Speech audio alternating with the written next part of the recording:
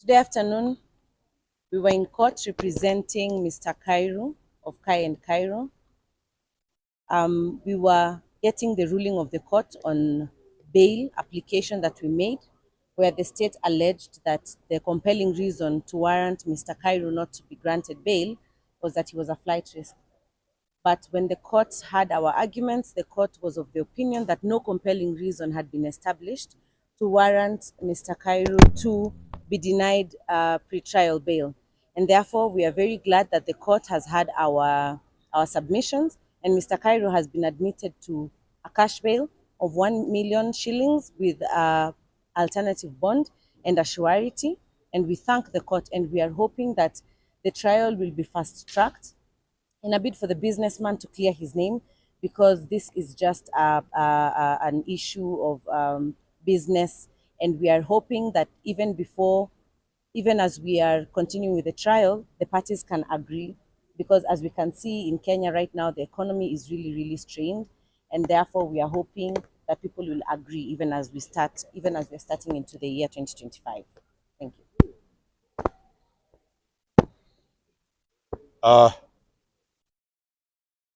The two complainants who have brought our client to court are being funded and advised wrongly by people who are competing with Kairo.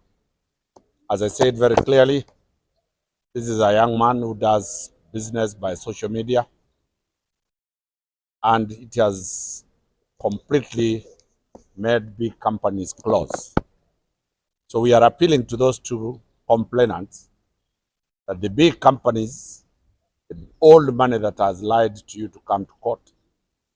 And that is why we are saying, let us talk and resolve this matter. Let us not use the criminal system to hound the young Gen Z guys. Goes to us. This is a punishment for being young.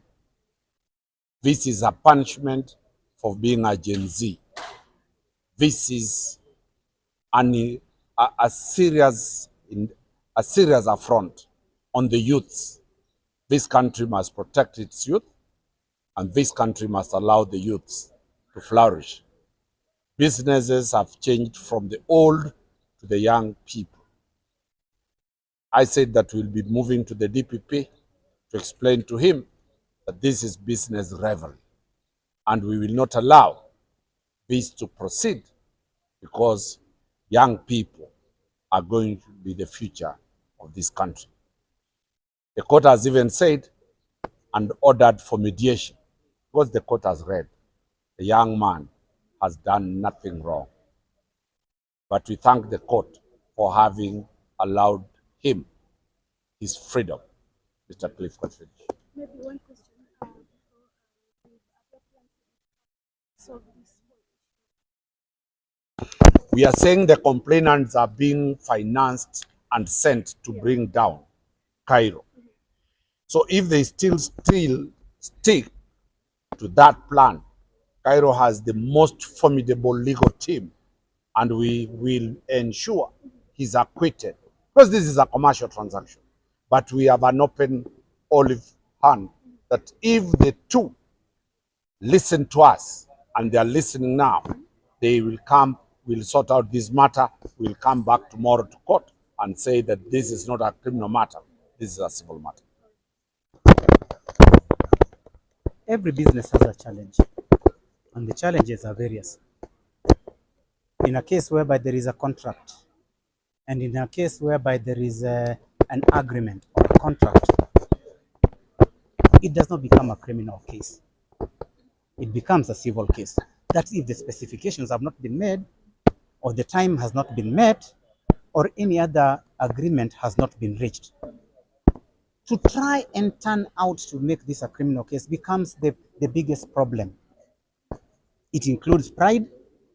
It includes lack of compassion. This is a matter that could have been sorted out. This is a matter that people could have sat. But when influence comes from the outside to ensure that a person who is emerging as a good businessman must be put down, that is where then we draw the line.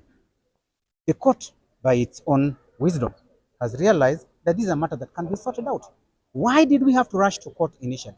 Why did we have to go to court? Why did we have to embarrass the young man? Why did you have to take him to court? I mean, through this process. And then now, all over social media and everywhere else, oh, that gentleman, he was too proud, he was too what. That is not the issue. The issue is that this is a commercial transaction. It should have been sorted as such. If the ADR that the court has also realized can be effective is not done or is not reached, we will come back here.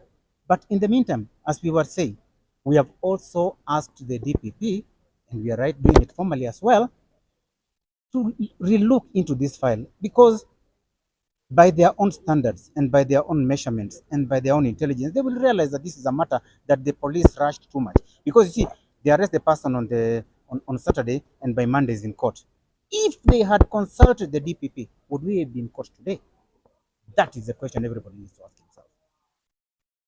Pride should not make us, because you feel like now you have reached a point where you can bring down a young man, and you do not want to listen, and you bring pride. We will bring pride as well, because this is a case we can challenge, and this is a case we are certain we can beat.